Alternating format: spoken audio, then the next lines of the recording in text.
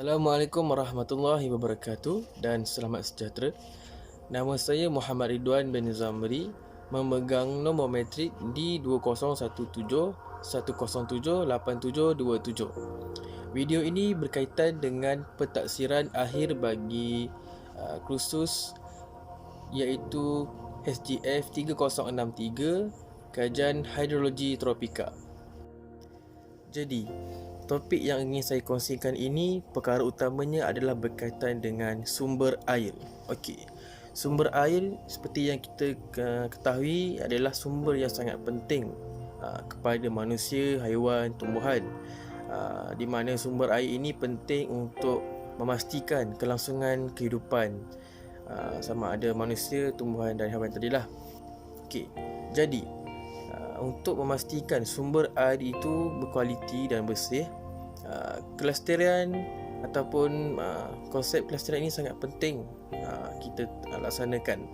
Okey, jadi kelestarian sumber air ini adalah topik yang sangat dekat dengan kita, di mana ia sangat penting untuk menjamin masa depan sumber air kita.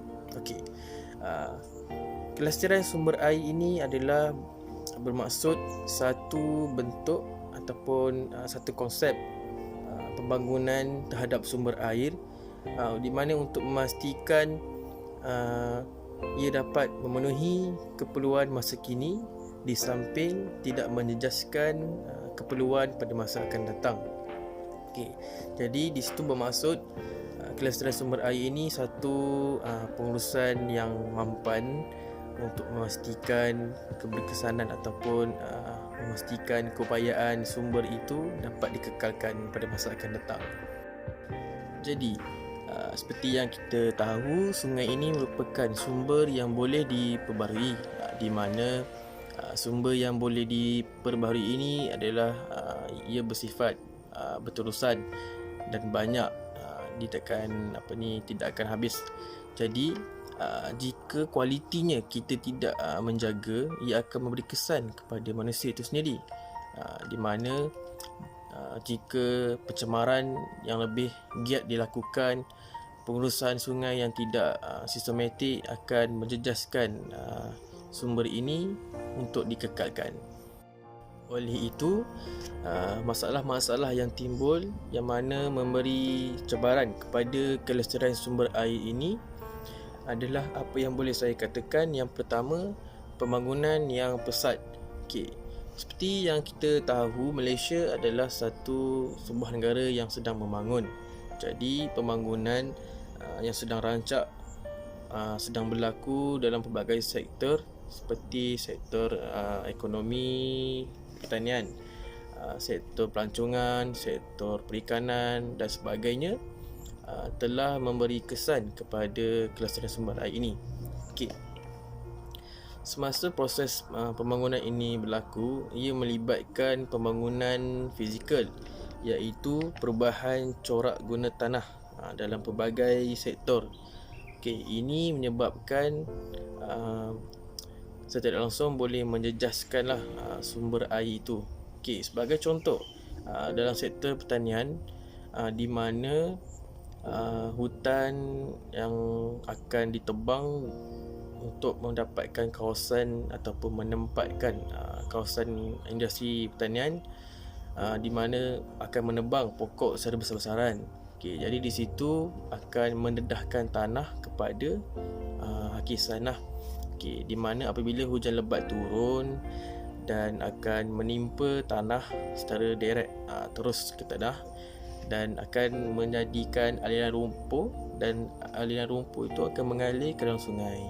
Jadi di situlah sumber air ini ataupun kualiti air ini akan terjejas, di mana rumput itu tadi akan mengubah kualiti air sungai, dan perubahan dari segi warna, rasa dan bau akan menjadikan sungai itu tercemar. Okay.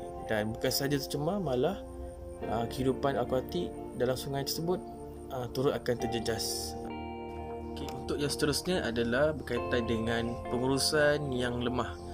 Okay, di mana pengurusan yang lemah ini boleh kita katakan sebagai satu pengurusan yang tidak sistematik lah, di mana pendekatan pengurusan yang digunakan itu tidak kukuh dan tidak secara menyeluruh.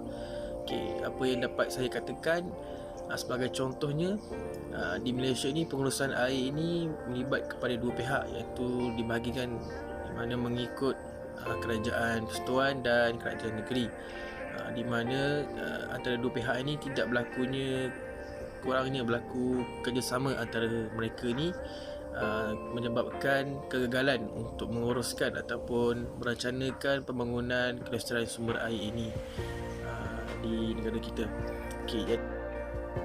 Untuk yang ketiga, apakah masalah yang berkait dengan kelestarian sumber air ini?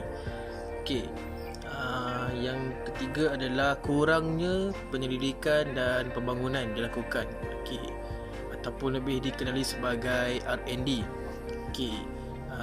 Kelemahan dalam aspek ini sangat memberi kesan yang besar kepada kelestarian sumber air di Malaysia, di mana kegagalan untuk melakukan kajian ataupun pembangunan yang lebih mampan akan terencat disebabkan oleh kegagalan untuk mengenal pasti ataupun mencari potensi-potensi yang lain untuk memastikan sumber air di Malaysia ini dapat dikekalkan.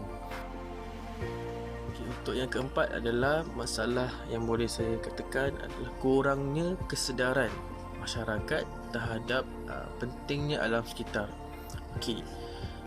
Apa yang dapat saya katakan, segelintir masyarakat di Malaysia ini menunjukkan sikap ataupun tingkah laku yang lebih mementingkan keutamaan diri mereka berbanding menjaga kepentingan alam sekitar, di mana mereka tidak mempunyai satu sikap yang cintakan alam sekitar itu.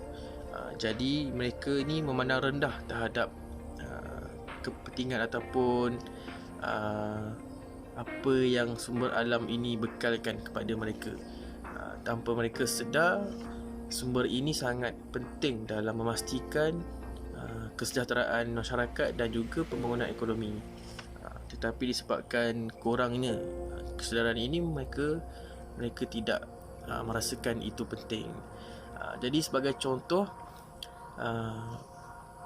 pembuangan sampah yang dilakukan oleh segelintir masyarakat ke dalam sungai menyebabkan lambakan sampah sehingga mengubah ataupun mencampurkan benda asing dalam air itu, menyebabkan air itu tercemar.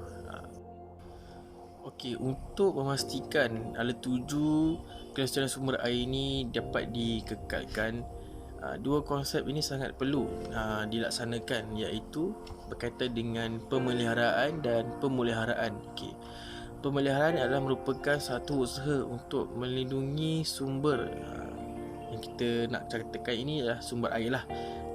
Melindungi sumber air ini daripada terus dicemar ataupun dipergunakan oleh manusia melalui aktiviti-aktiviti yang dilakukan. Yang keduanya adalah pemeliharaan, iaitu di mana usaha untuk merawat semula ataupun membangunkan semula sumber yang ada, sumber air, untuk digunakan supaya ia dapat memberi manfaat kepada manusia itu sendiri. Untuk yang pertama, satu usaha dalam memastikan tuju sumber air ini adalah dengan memperkasakan penyelidikan dan pembangunan dalam aspek sumber air ini. Apa yang dapat kita lihat, R&D ataupun kajian dan pembangunan ini sangat terhad dilakukan. Jadi satu usaha untuk memperkasakan lagi perlu dilaksanakan supaya dapat memastikan kualiti ataupun pembangunan yang lebih mampan dirancang untuk masa akan datang. Sebagai contoh, sungai yang boleh saya katakan iaitu di Korea, iaitu sungai Cheonggyecheong. Di mana sungai ini pada awalnya adalah satu sungai yang sangat tercemar dan kotor akibat daripada kegiatan manusia. Jadi satu penyelidikan ataupun pembangunan yang telah dilakukan oleh pihak yang berwajib telah mengubah ataupun melaksanakan satu perubahan yang drastik terhadap sungai ini, di mana ianya menjadikan kawasan pembangunan yang lestari. Sungai ini terletaknya di tengah-tengah bandar di Korea.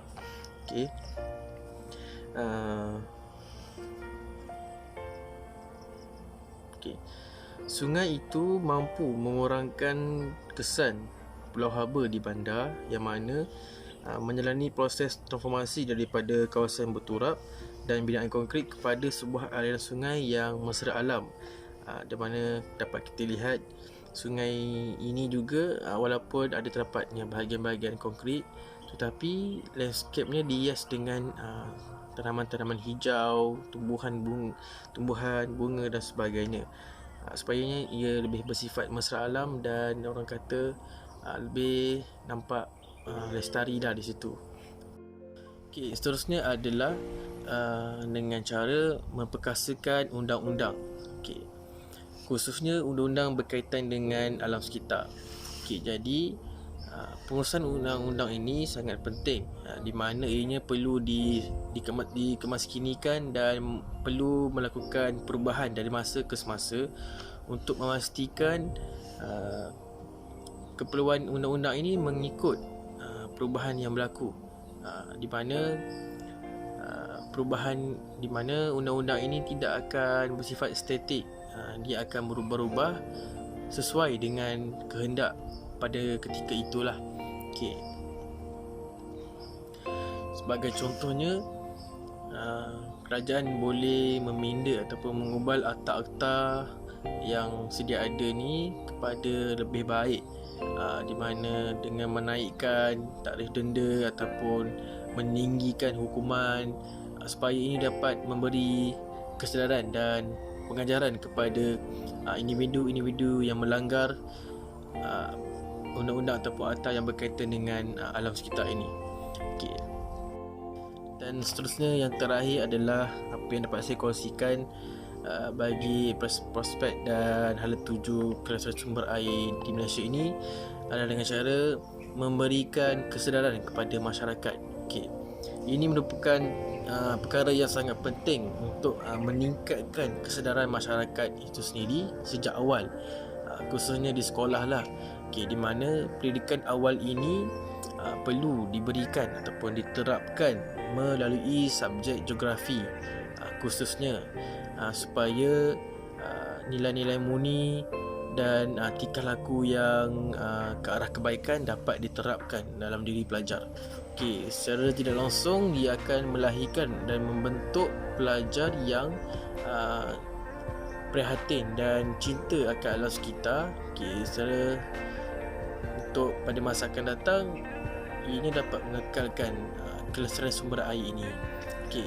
Oleh itu, pendidikan dalam memberikan kesedaran adalah satu perkara asas ataupun perkara yang paling penting dilaksanakan supaya ia menjamin kesedaran pada masa akan datang. Jadi kesimpulannya, kelestarian sumber air ini sangat penting dan pembangunan yang mampan perlu dilaksanakan supaya ianya bukan sahaja untuk memenuhi keperluan masa kini, tetapi ia juga penting memastikan bekalan ataupun keperluan pada masa akan datang dapat dipenuhi. Oleh itu saja yang dapat saya kongsikan. Sekian daripada saya. Terima kasih.